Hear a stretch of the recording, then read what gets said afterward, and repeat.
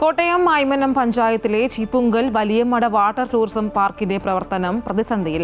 പാർക്കിന് മുകളിലൂടെ കടന്നുപോകുന്ന വൈദ്യുതി ലൈനും പാർക്കിലേക്കുള്ള റോഡിലെ കയ്യേറ്റങ്ങളുമാണ് വെല്ലുവിളി ഉയർത്തുന്നത്.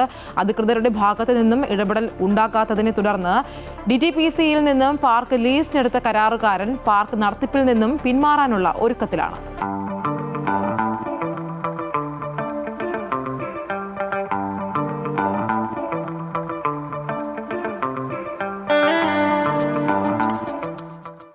ഐമനം പഞ്ചായത്തിലെ വലിയമടയിൽ ആർക്കും വേണ്ടാതെ കിടന്നിരുന്ന ഒരു കുളമാണ് ഇവിടെ ഒരു ടൂറിസം കേന്ദ്രമായി വളർന്നു വന്നു. എന്നാൽ ഇവിടം ലീസിനെടുത്ത് ഇവിടെ ഒരു പ്രസ്ഥാനം നടത്തിക്കൊണ്ടിരുന്ന വ്യക്തി ഇപ്പോൾ ചില സാങ്കേതിക തടസ്സങ്ങൾ കാരണം ഇത് മുന്നോട്ട് കൊണ്ടുപോകാൻ കഴിയാതെ അടച്ചുപൂട്ടുന്ന ഒരു സ്ഥിതിയിലേക്കാണ് കാര്യങ്ങൾ പോയിക്കൊണ്ടിരിക്കുന്നത്.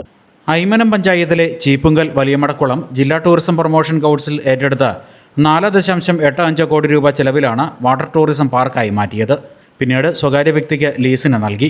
എന്നാൽ പാർക്കിലേക്കുള്ള റോഡിന് കുറുകെയും പാർക്കിന് മുകളിലൂടെയും അപകടകരമായ നിലയിൽ കടന്നുപോകുന്ന വൈദ്യുതി ലൈനുകൾ നീക്കി സ്ഥാപിക്കുന്നതിന് 4.85 ലക്ഷം രൂപയുടെ എസ്റ്റിമേറ്റാണ് KSEB തയ്യാറാക്കിയത്. നിരവധി തവണ KSEBയുടെയും DTPCയുടെയും പഞ്ചായത്തിൻ്റെയും ഓഫീസുകൾ കയറി ഇറങ്ങിയതിനെ തുടർന്ന് ഒടുവിൽ വൈദ്യുതി ലൈൻ അടുത്ത ആഴ്ചയോടെ മാറ്റിസ്ഥാപിക്കാൻ നടപടിയായി. എന്നാൽ പ്രശ്നം ഇനിയും തീരുന്നില്ല. പാർക്കിലേക്കുള്ള റോഡ് സ്വകാര്യ വ്യക്തികൾ മണ്ണിട്ടും കൃഷി നടത്തിയുമെല്ലാം കയ്യേറിയിരിക്കുകയാണ്.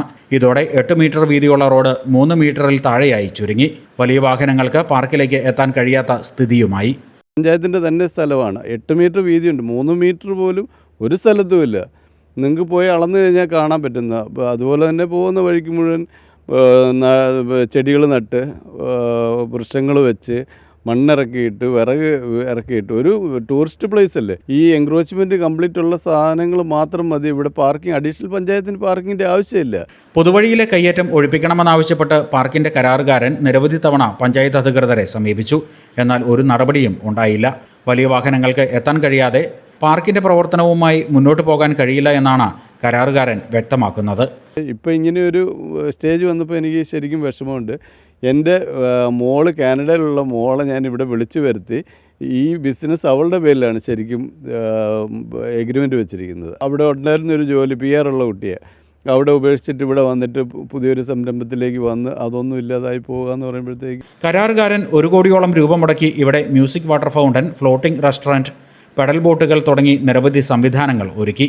ഒരേ സമയം 22 പേർക്ക് തൊഴിലും നൽകിയിരുന്ന സംരംഭം ഇപ്പോൾ അടച്ചുപൂട്ടാനുള്ള ഒരുക്കത്തിലാണ് ഇദ്ദേഹം. റോഡിലെ കയ്യേറ്റങ്ങൾ ഒഴിപ്പിച്ച് 7 മീറ്റർ വീതിയിൽ ടാറിംഗ് നടത്താൻ പഞ്ചായത്ത് അധികൃതർ തയ്യാറായാൽ തീരാവുന്ന പ്രശ്നം മാത്രമാണ് നിലവിലുള്ളത്. ഓരോ ദിവസവും തദ്ദേശീയരായ 20-ലധികം പേർക്ക് തൊഴിൽ കൊടുത്തിരുന്ന ഒരു പ്രസ്ഥാനമാണ് അടച്ചുപൂട്ടലിൻ്റെ വക്കിൽ എത്തി നിൽക്കുന്നത്.